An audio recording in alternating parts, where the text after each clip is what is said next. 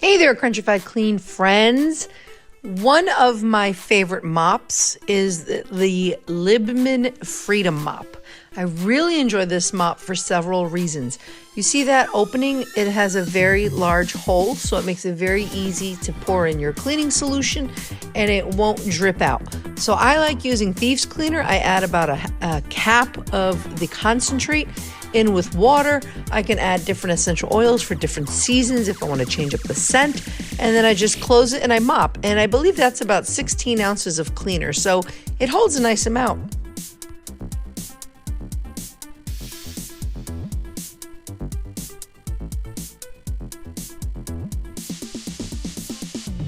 And when your cleaning solution runs out, you just refill it. I love it. Crunchified Clean.